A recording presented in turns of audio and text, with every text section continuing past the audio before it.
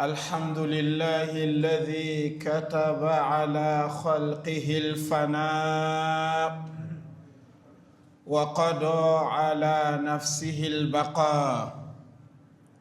أحمده سبحانه وأشكره وأشهد أن لا إله إلا الله وحده لا شريك له، وأشهد أن محمدًا عبده ورسوله صلى الله تعالى عليه وعلى آله وأصحابه ومن تبعهم بإحسان إلى يوم الحساب. أما بعد أيها المؤمنون، اتقوا الله تعالى وراقبوه في السر والعلن، فإن تقوى الله جنة من عذابه وغضبه وسبب للحصول على رضوانه ومغفرته. قال الله تبارك وتعالى: يا أيها الذين آمنوا اتقوا الله حق تقاته ولا تموتن إلا وأنتم مسلمون. ثم أما بعد أيها المسلمون عباد الله، لما تكاملت الدعوة وسيطر الإسلام على الموقف، أخذت طلائع التوديع للحياة والأحياء تتجلى من مشاعره صلى الله عليه وسلم، وتتضح بعباراته وأفعاله. فمن ذلك أنه اعتكف في رمضان من السنة 10 للهجرة 20 يوما، بينما كان لا يعتكف إلا 10 أيام فحسب، وتدارسه جبريل عليه السلام القرآن مرتين. وفي حجة الوداع قال: أيها الناس اسمعوا قولي فلعلي لا ألقاكم بعد عامي هذا في هذا الموقف أبدا.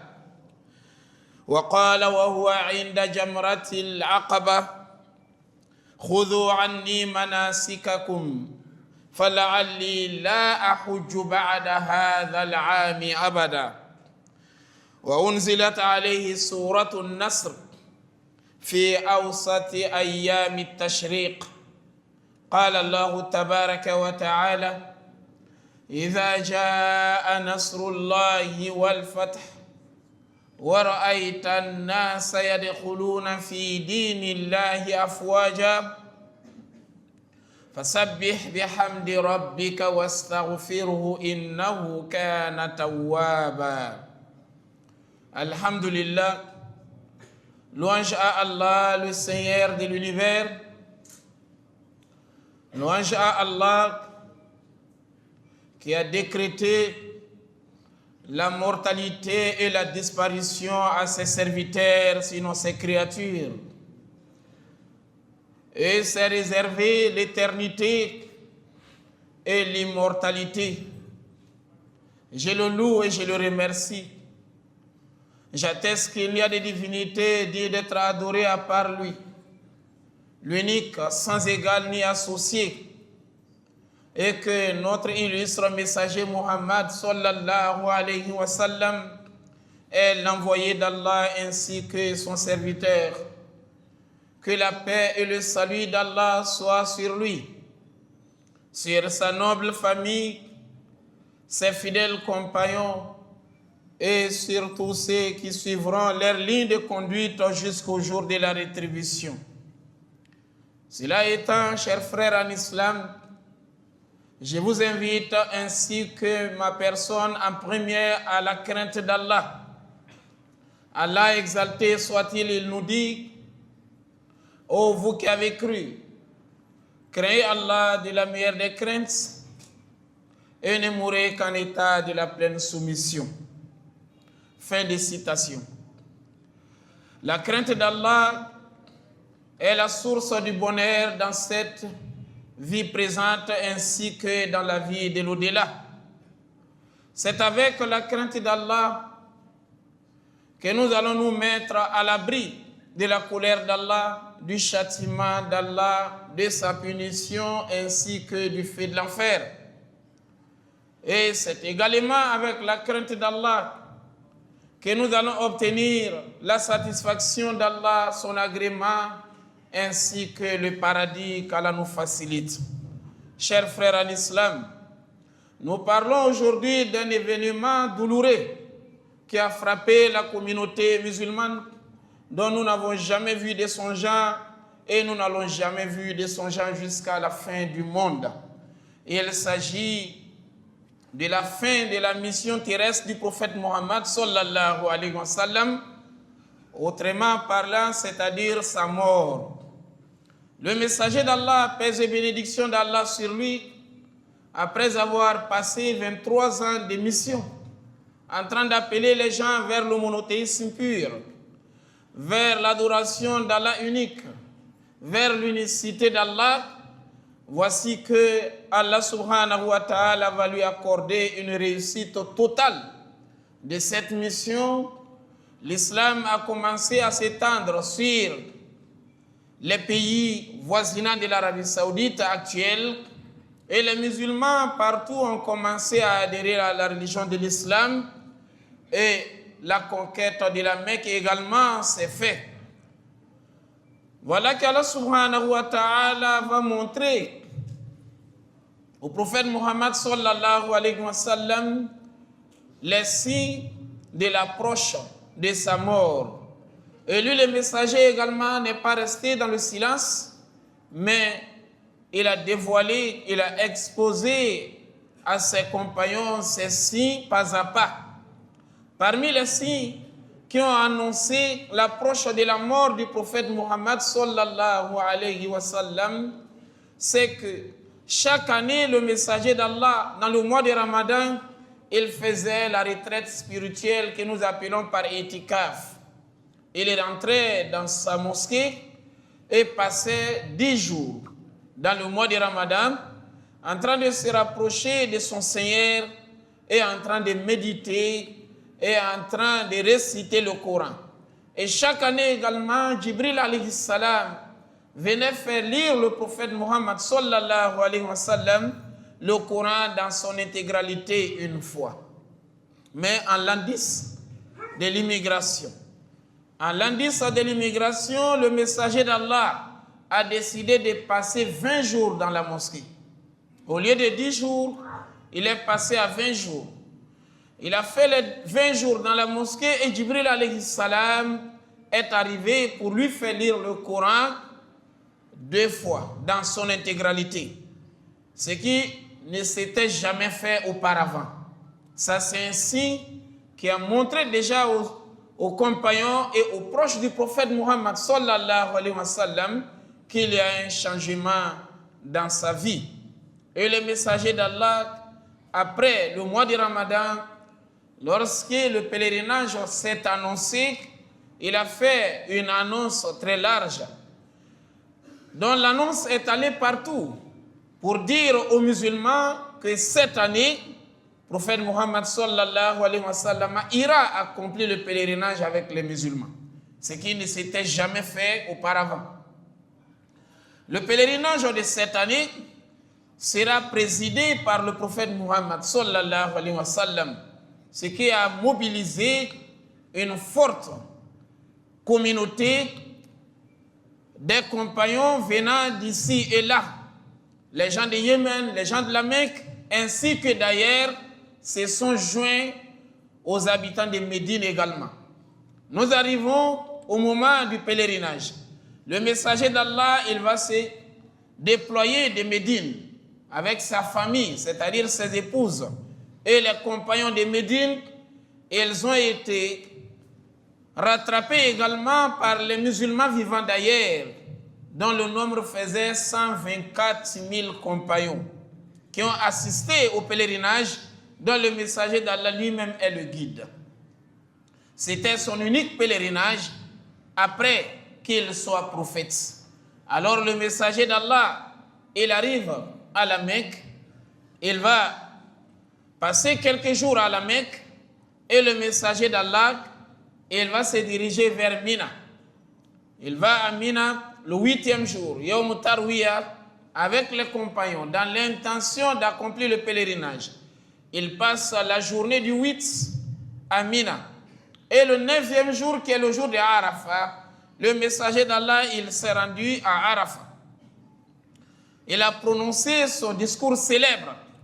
Il a prononcé son discours d'adieu, le discours d'au revoir. Dans ce discours, les gens ont su que le messager d'Allah, il est en train de nous annoncer quelque chose.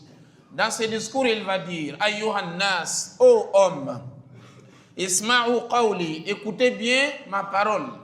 فلعلي لا ألقاكم بعد عامي هذا في هذا الموقف أبدا.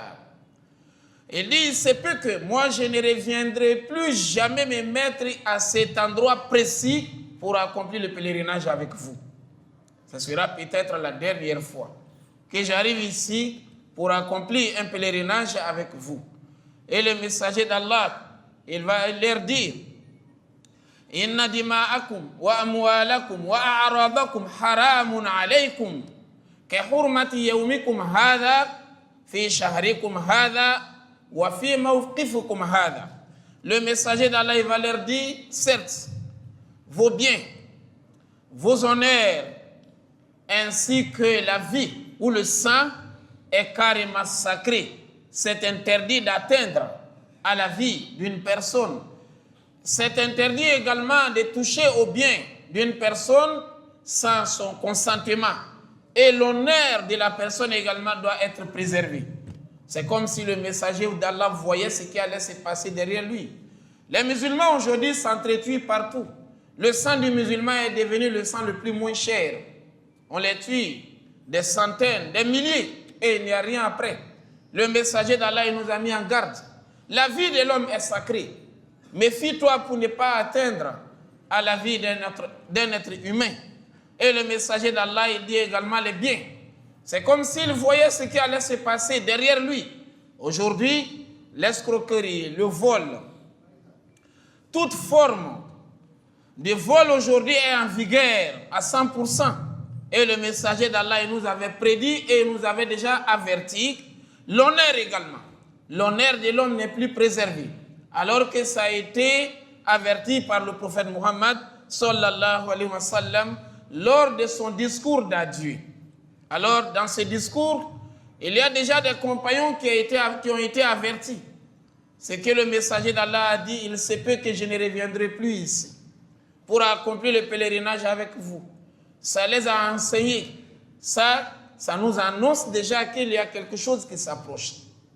Et voilà que le messager d'Allah, après avoir terminé son stationnement de Arafat, il va se rendre à Mina. Arrivé à Mina, pendant que le messager d'Allah, il était près des stèles pour les jets de pierre, qu'on appelle souvent par la lapidation du Satan, Allah subhanahu wa ta'ala lui a révélé la toute dernière sourate. Révélée dans le Saint-Coran, il s'agit ici de إِذَا جَاءَ نَصْرُ اللَّهِ وَالْفَتْحُ. Lorsque le secours d'Allah viendra, ainsi que la conquête de la Mecque. وَرَأَيْتَ النَّاسَ يَدْخُلُونَ فِي دِينِ اللَّهِ أَفْوَاجًا. Tu verras les gens rentrer dans la religion d'Allah en groupe. فَسَبِّحْ بِحَمْدِ رَبِّكَ وَاسْتَغْفِرْ. Glorifie le nom de ton Seigneur et il faut le louer. Innahu kana tawwaba, car il est accueillant au repentir. Abdullah ibn Abbas, il nous dit, lorsque cette sourate est arrivée, c'est venu pour annoncer au prophète Muhammad sallallahu alayhi wa sallam qu'il ne va plus durer en vie. Et après 3 mois de la révélation de cette sourate, le messager d'Allah a rendu l'âme.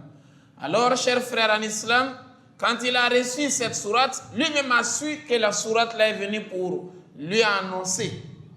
Car les soucis majeurs du prophète, la fin de sa mission, devait être faire répandre la religion de l'islam sur la terre et la conquête de la Mecque. La Mecque où il y a la maison sacrée d'Allah. Et les musulmans étaient dans l'incapacité de la pénétrer pour faire l'ouverture de cette ville. Allah subhanahu wa ta'ala a confirmé au messager, lorsque tu auras tout cela, tu vas avoir la conquête de la Mecque, tu auras le secours d'Allah, tu verras les gens rentrer en groupe dans la religion. En ce moment, il faut te rapprocher plus de ton Seigneur. Et tout cela s'était déjà réalisé. Ça montrait au prophète que ça c'est la fin de sa mission. Et le messager d'Allah, depuis Arafat également, il avait reçu les versets qui nous disent Al-yawma akmaltu lakum dinakum wa atmamtu alaykum ni'mati wa raditu lakum al-islam dina. Allah subhanahu wa ta'ala a dit au messager, aujourd'hui, je vous ai parachevé la religion. Akmaltu lakum dinakum. J'ai parachevé pour vous ma religion, ou votre religion. La mission du prophète était quoi? De parachever la religion de l'islam. Et Allah a dit, je vous ai comblé de mes faveurs. Et j'ai agréé la religion de l'islam étant religion. Lorsque Omar ibn al-Khattab a écouté cela, et de chaque chose, lorsque ça arrive à la perfection, c'est déjà arrivé à la fin. Il ne peut avoir de l'augmentation, sauf peut-être la diminution. Omar ibn al-Khattab a coulé larmes. Alors le messager d'Allah, il va finir d'accomplir le pèlerinage avec les musulmans. Et va se rendre où? À Médine, là où il résidait. Le messager d'Allah arrivé à Médine, il a terminé le mois de Dhul Hijjah. Le mois de Muharram arrive. Alors le messager d'Allah, pendant qu'il est en train de sentir que la mort arrive progressivement vers lui, et ce n'est plus à un moment encore lointain, alors le messager d'Allah, il s'est adressé à ses compagnons un jour. Il leur a dit, Inna abdan khayyarahu Allahu min zaharati dunya wa ma indahu fakhtara ma indah. Pendant que la mosquée est pleine, à une occasion, le messager d'Allah, il s'adresse aux compagnons en leur disant, il y a un serviteur d'Allah en ce moment en vie, dont Allah a envoyé l'ange venu lui faire la proposition de continuer à vivre ou d'aller à la rencontre de son Seigneur. Mais le serviteur a choisi d'aller à la rencontre de son Seigneur. Lorsqu'il a dit ça, Abu Bakr Siddiq, radiallahu ta'ala anhu, s'est mis à pleurer. Les compagnons se sont étonnés d'Abu Bakr, ceux qui n'avaient pas compris. Ils ont dit, mais qu'est-ce que tu as, Abu Bakr? Le messager d'Allah a dit, il y a un homme, nous ne savons pas il s'agit de qui vit, mais nous ne savons pas il est dans quel pays, il est dans quelle ville. Donc Allah a demandé de faire le choix, de continuer à vivre ou d'aller à la rencontre d'Allah. Il a fait le choix de croiser son Seigneur. Mais qu'est-ce qui t'amène à pleurer? Alors que Abu Bakr Siddiq, radiallahu ta'ala anhu, c'est l'homme qui maîtrisait le prophète plus que tous les autres compagnons. Il avait déjà compris que l'homme dont le messager d'Allah part, il s'agit de lui-même. La rencontre d'Allah également, il s'agit de la mort. Mais c'est bien après sa mort que d'autres compagnons ont compris cela. Mais il y avait les gens comme Abu Bakr qui avaient déjà compris. La mission du prophète Muhammad sallallahu alayhi wa sallam commence à prendre fin, alors il commence à aller vers la rencontre de son Dieu. Nous demandons à Allah subhanahu wa ta'ala de nous donner la bonne compréhension. Allahumma أقول قولي هذا وأستغفر الله لي ولكم ولكافة المسلمين من كل ذنب فاستغفروه إنه هو الغفور الرحيم. الحمد لله رب العالمين والعاقبة للمتقين ولا عدوان إلا على الظالمين أما بعد. Chers frères en islam, après le mois de Muharram, dans le mois de Safar, au début de ce mois, le messager d'Allah, il s'est réservé un jour dont il a quitté Médine pour aller à Uhud, là où il y a les tombes d'à peu près 70 compagnons qui sont tombés lors de la bataille de Uhud. sont tombés martyrs et qui ont été enterrés sur place, parmi lesquels il y a son oncle Hamza.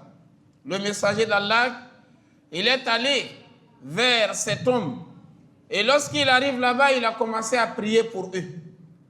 Il a prié pour les morts et le messager d'Allah, il finit en disant: vous nous avez dévancés, mais nous sommes en route pour vous rejoindre. Assalamu alaikum ahla diyari min al-muslimina wal-mu'minin. Antum as-sabiquna minna wa nahnu insha Allah bikum al-lahiqun. Nas'alullah lana wa lakum al-afiyah. Alors le messager d'Allah, il va leur dire: vous nous avez dévancés à la mort, mais nous sommes en route pour vous rejoindre. Et le messager, il se rend chez lui à la maison. Au milieu du mois de Safar, dans le même mois, le messager d'Allah, il s'est préparé une nuit dans les heures tardives. Au moment que toute la ville s'est endormie, le messager d'Allah, il s'est levé. De son lit, il est descendu tout doucement pour ne pas déranger son épouse. Il était dans la maison de Aïcha cette nuit. Il est descendu du lit croyant qu'Aïcha dormait. Il a marché doucement, allé vers la porte. Il a ouvert la porte et il est sorti sans faire du bruit. Il a refermé la porte. Aïcha radiallahu ta'ala anha, elle a observé les pas du prophète. Elle s'est levée également derrière lui. Elle a commencé à le poursuivre dans le noir.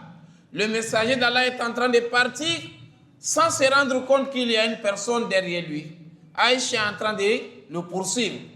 Le messager d'Allah s'est dirigé directement vers le cimetière Baqia.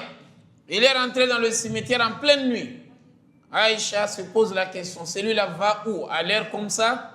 Et qu'est-ce qu'il a à faire? Il allait s'arrêter dans ce cimetière Baqia. Et il a commencé à prier également pour les morts. C'est comme si le messager d'Allah faisait ses au revoir aux vivants et annonçait aux morts que je suis en route pour vous arriver.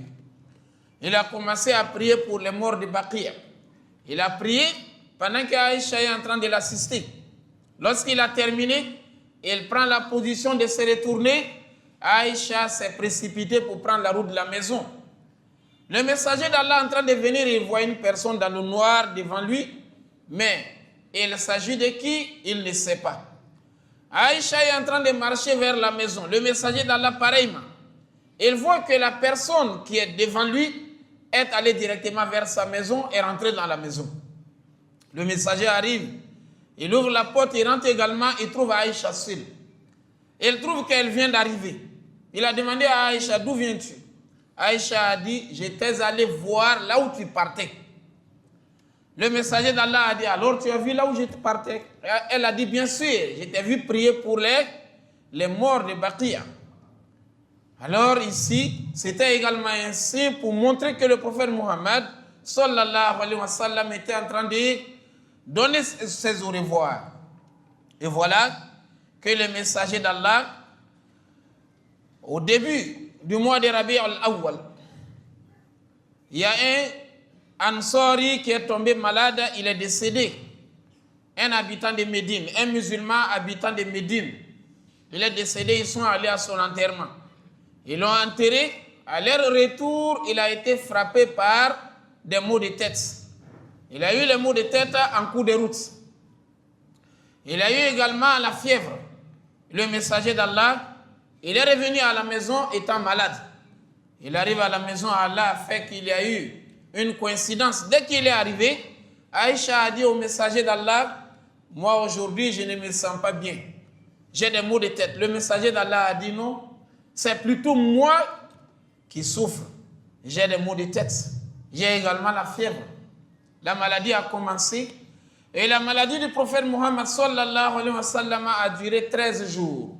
14e jour, il a rendu l'âme. Cette maladie a commencé par les maux de tête. Et voilà, dans sa maladie, il partait quand même à la mosquée, accomplir la prière, il revenait. Il accomplissait les prières étant malade. Parce que la maison et la mosquée sont ensemble. Donc le messager d'Allah continuait à présider la prière avec les musulmans. Il a continué jusqu'à un mercredi, à 5 jours de sa mort. Alors, C'était un mercredi où le prophète Muhammad sallallahu alayhi wa sallam, il va s'adresser aux musulmans pendant qu'ils sont dans la mosquée. Il leur dit: Qatalallahu al-yahuda wa an-nasara ittakhadhu qubura anbiya'ihim masajid la tattakhidhu qabri wathanan yu'bad. Il dit: la malédiction d'Allah est sur les Yahoud et les Nasara. Pourquoi? Parce qu'ils ont pris les tombes de leurs prophètes pour en faire les lieux de culte, les lieux de prière. Il a dit: ne faites pas de ma tombe un lieu de prière. Priez sur ma tombe, ne faites pas cela. Alors le messager d'Allah, il a fait ça à 5 jours de sa mort. C'était un mercredi. Et le messager d'Allah également, il finit de faire cette déclaration. Il va également s'adresser à eux en leur disant: voilà, il est temps que moi je puisse demander mes excuses. Le messager d'Allah leur dit: s'il y a une personne parmi vous à qui j'ai fait du mal un jour, parce que je l'ai insulté, ou bien il est porté main, ou j'ai même pris de l'argent chez lui, je n'ai pas encore remboursé, que la personne se présente. Je vais lui rendre ce que j'avais pris. Ou soit il va m'insulter à la place, ou bien il va me frapper à la place s'il ne me pardonne pas. Quand il a fait cette déclaration, il y a eu un seul homme qui a levé la main. Il dit: ô messager d'Allah, tu me dois 3 dirhams. Le messager d'Allah, il a demandé à son cousin Fadl, qui est le fils d'Abbas. Il dit: Fadl, il faut rembourser l'argent de l'homme. Il a été remboursé sur place. Et le messager d'Allah également, à 4 jours de sa mort, c'était le jeudi. C'est ce jour-là où la maladie va s'aggraver. Il a accompli les prières jusqu'à la prière de Maghrib. Il a dirigé la prière de Maghrib avec Suratul Mursalat, Wal Mursalat et Urfa. C'était la toute dernière fois que les musulmans ont entendu la voix du prophète en train de présider une prière. C'était la toute dernière sourate également qu'il a lue devant eux dans la prière. Il a fait la prière de Maghrib, il s'est rendu chez lui.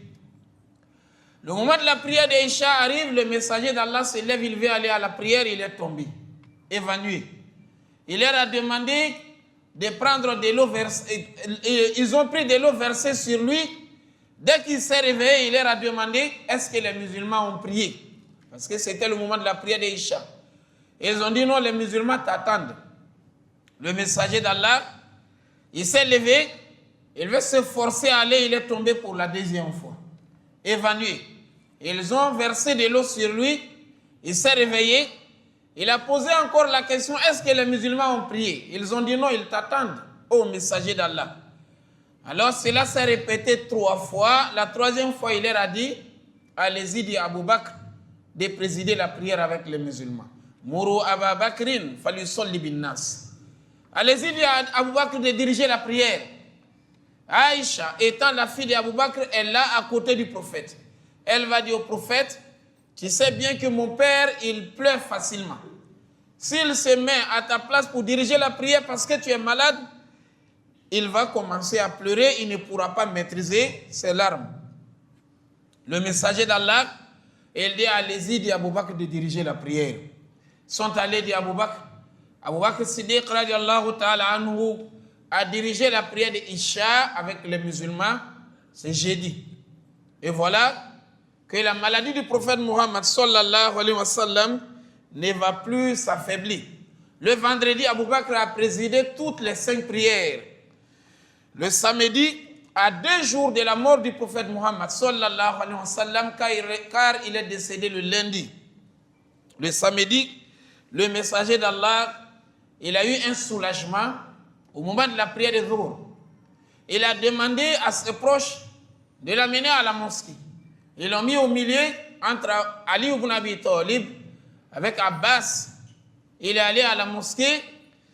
Quand il s'est assis à la mosquée, il a regardé les musulmans pendant qu'ils sont dans la mosquée.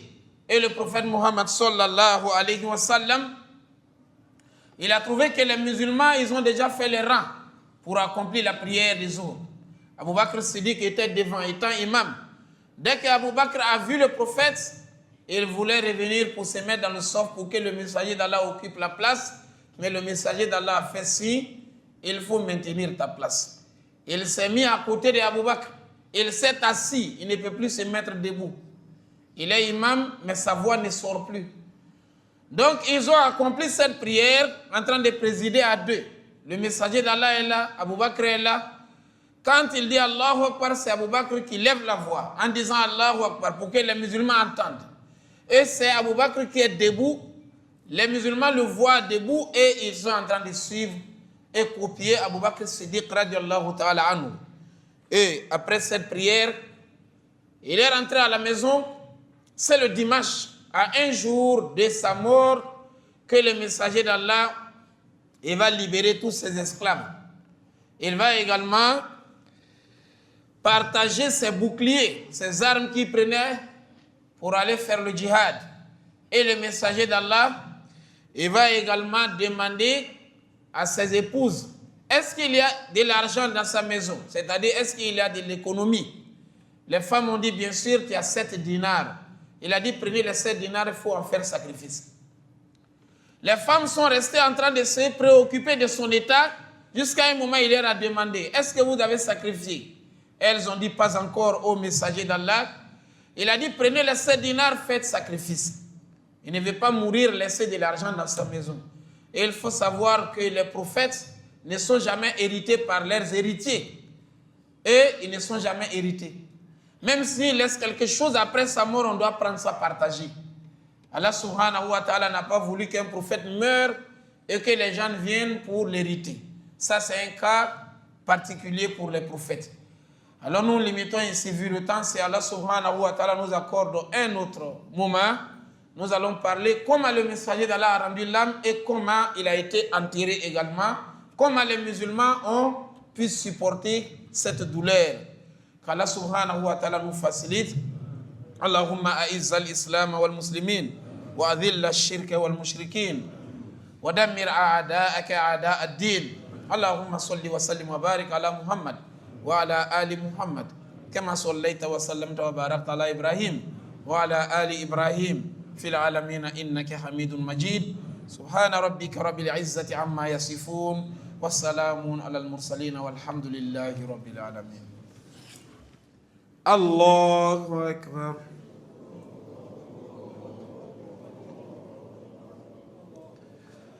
الحمد لله رب العالمين الرحمن الرحيم مالك يوم الدين إياك نعبد وإياك نستعين اهدنا الصراط المستقيم صراط الذين أنعمت عليهم غير المغضوب عليهم ولا الضالين آمين. إذا جاء نصر الله والفتح ورأيت الناس يدخلون في دين الله أفواجا فسبح بحمد ربك واستغفره إنه كان توابا. الله أكبر.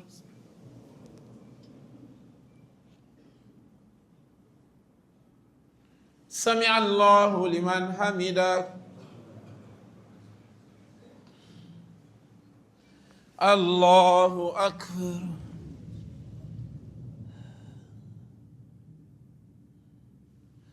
الله أكبر. الله أكبر.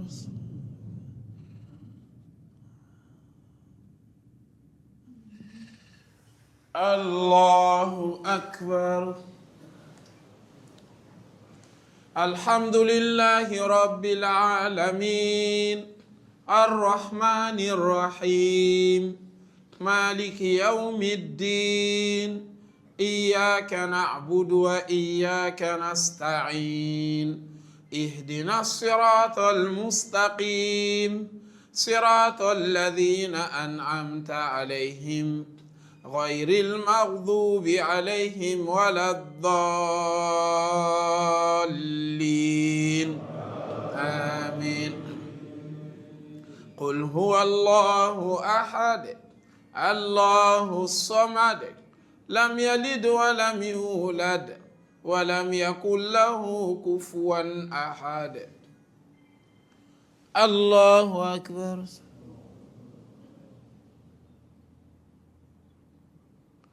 سمع الله لمن حمده. الله أكبر.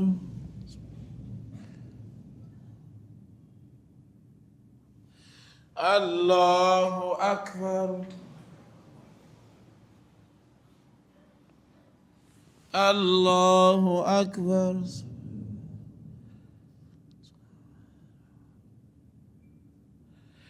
الله أكبر.